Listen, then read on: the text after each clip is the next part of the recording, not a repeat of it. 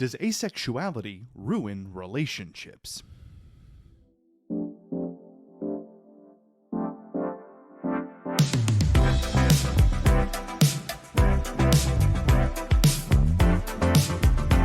Hey everybody, welcome back to the channel and welcome to 2023.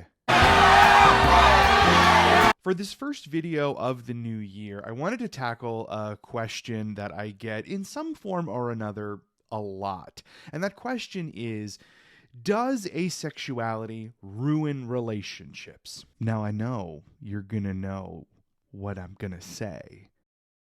Of course, my answer is no. Asexuality does not ruin relationships.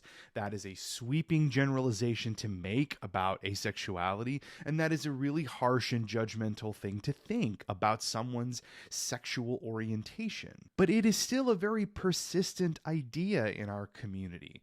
We, ace people ourselves, believe that asexuality is incompatible with or ruins relationships.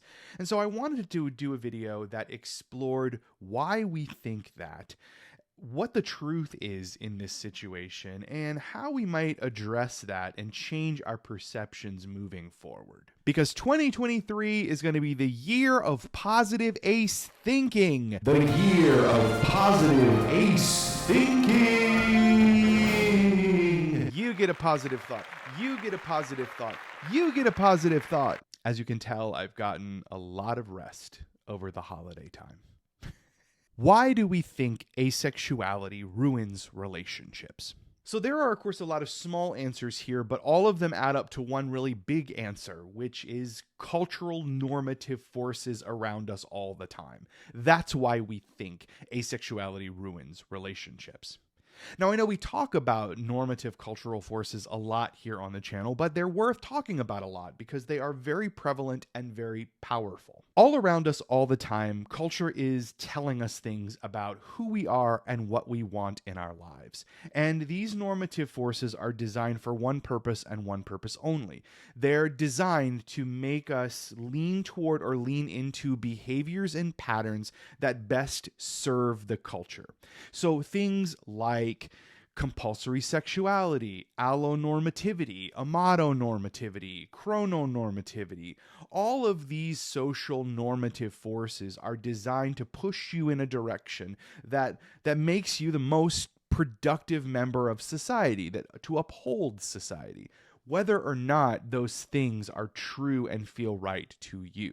Now, part of the way those normative cultural forces are designed, they are designed to advantage you and make you feel really good about obeying the rules and following the norms, and they are designed to make you feel bad when you don't.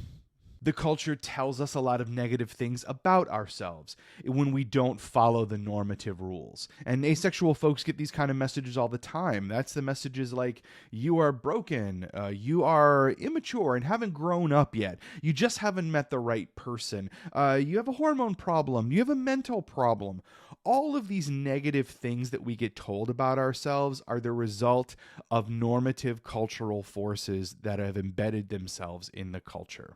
So when we as asexual people get into relationships and want or desire things that are different than what we are socially expected to want, all of those normative forces conspire to point at our asexuality as the problem. Normative cultural forces say that, well, if there's something wrong in your relationship, if your relationship isn't following the rules as assigned, then the thing that's the problem is the asexuality. And we get this message all the time. We get this message from the moment that we are born. These messages are prevalent and pervasive. And we internalize them because most of the time, that's all we ever hear and all we ever know. So it's important not to fault yourself for believing that asexuality ruins relationships. That's the story that the culture wants us to believe and buy. But know that it is not based in the truth about the diversity of human experience, and it is not based in the truth about asexuality. So what is the truth? The truth is really simple. The truth is it's not asexuality that ruins relationships. It's a lack or failure in other relationship skills that cause relationships to fail. When it comes to relationships, ace or allo, there is really no end to the number of ways that people can be incompatible in relationships. There are, across the many dynamics and many components of relationships, lots of ways for us to not line up and not be exactly at the same place. And any of those incompatibilities can cause relationship fractures and fissures to appear. And those fractures and cracks in a relationship can sometimes lead to the end of them.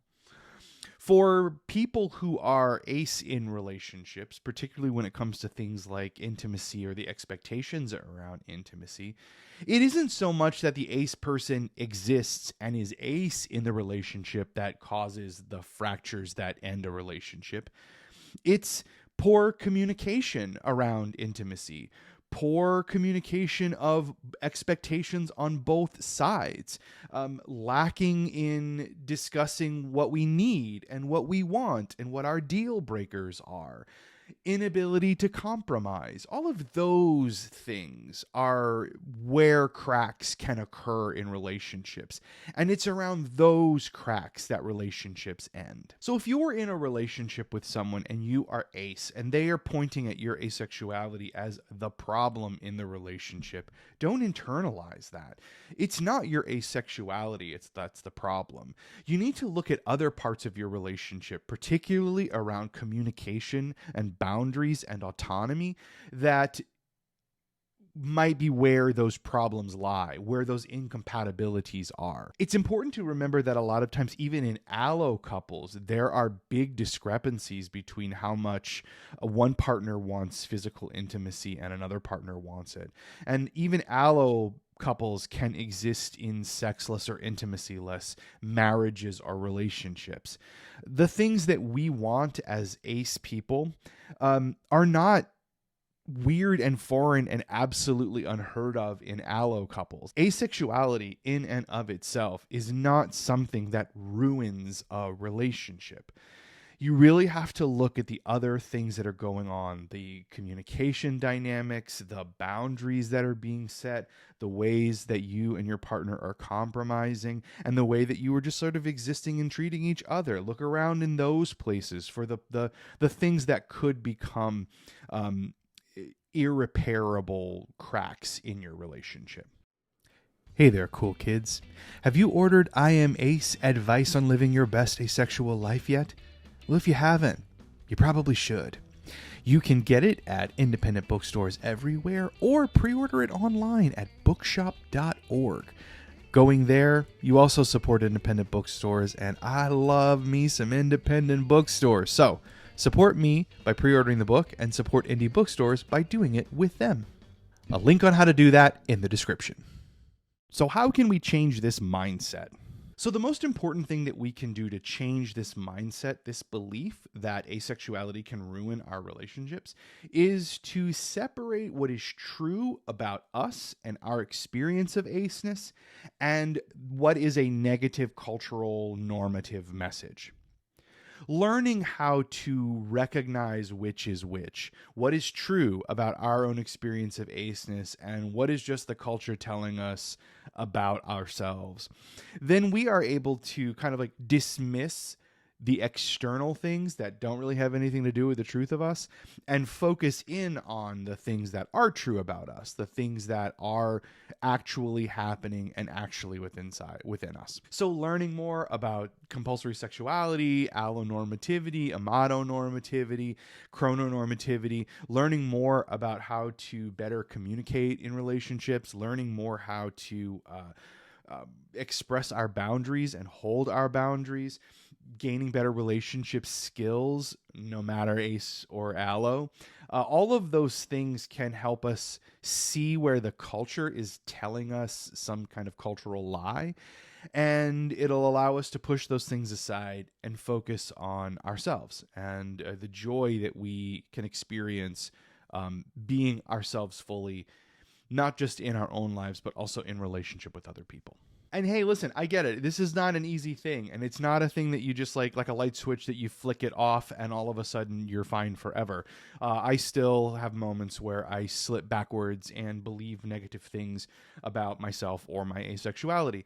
But it's a process that we keep moving forward in. So little steps are big accomplishments, and as long as we are always moving forward, we're moving in the right direction. As always, thank you so much for supporting the channel and watching this video. Hopefully, you'll be back for another, and I'll see you for the next video. Later.